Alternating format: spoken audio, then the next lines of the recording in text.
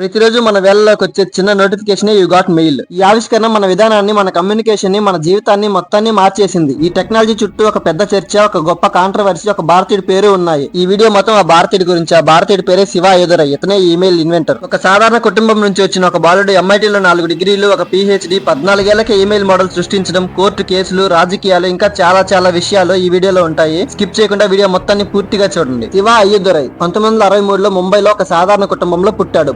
ముంబైలో అయినా అతని సొంత ఊరు మాత్రం తమిళనాడులోని మహాఊరు గ్రామం. శివ 7 సంవత్సరాల వయసులో తన ఫ్యామిలీ మొత్తంతో అమెరికా వెళ్లి స్థిరపడిపోయాడు. అమెరికా వెళ్లిన శివ అక్కడి పరిస్థితులను, భాషను, కల్చర్ ను అడాప్ట్ చేసుకుని మ్యాథ్స్, సైన్స్ అలాగే బుక్స్ చదవడంపై ఇంట్రెస్ట్ ని పెంచుకున్నాడు. అది 1978. అప్పటికి శివ వయసు 14 సంవత్సరాలు ఉంటాయి. అది శివ లివింగ్స్టన్ హై స్కూల్ లో చదువుతున్న రోజులు. ఆ సమయంలో శివ వాళ్ళ అమ్మ పనిచేసే యూనివర్సిటీలోని డాక్టర్ లెస్సీ మైకల్సన్ అనే అతను ఆఫీస్ లో అందరూ ఒకరినొకరు కమ్యూనికేట్ చేసుకోవడానికి పేపర్ మెమోస్, లెటర్స్ పంపించుకుంటున్నారు. దీని వల్ల చాలా టైం వేస్ట్ అవుతుంది. దీనికోసం ఏదైనా ఒక కంప్యూటరైజ్డ్ సిస్టమ్ ఉంటే బాగుండు అని ఒక చిన్న హింట్ ఇచ్చాడు. ఇది ఒక గొప్ప ఆపర్చునిటీ అనుకుని శివ అప్పుడే డిసైడ్ అయ్యాడు. ఒక మెసేజింగ్ సిస్టమ్ ని రెడీ చేయాలి, కానీ అది మెసేజెస్ కి మాత్రం పరిమితం అవ్వకూడదు. ఫుల్ ఆఫీస్ లో జరిగే ప్రతిదీ షేర్ చేసేకి inbox, out box, draft, memo format, to, from, CC, BCC, attachments, folders ఇలా ఉండే ఒక పెద్ద డిజిటల్ మోడల్ ని రెడీ చేయాలనుకున్నాడు. దానికోసం మన సిస్టమ్ ముందుకు వచ్చిన రాత్రి పగలు తెలియకుండా 3 సంవత్సరాలు బాగా కష్టపడి ఫైనల్ గా 1982లో ఒక సాఫ్ట్వేర్ ని లాంచ్ చేసి దానికి అఫీషియల్ గా ఈమెయిల్ అని పేరు పెట్టాడు. అదే సంవత్సరంలో ఈమెయిల్ అనే పేరు మీద అమెరికాలో కాపరేట్ ని కూడా తీసుకున్నాడు. శివ అయోధరై ఈమెయిల్ ఇన్వెంట్ చేసినప్పుడు అపారెంట్ వంటి నెట్వర్క్ లు 1971 నుంచే మెసేజ్లు పంపుకునే ఫీచర్ ని కనిపెట్టారు. ఈమెయిల్ అనేది ఒక వ్యక్తి చేసిన ఆవిష్కరణ కాదు,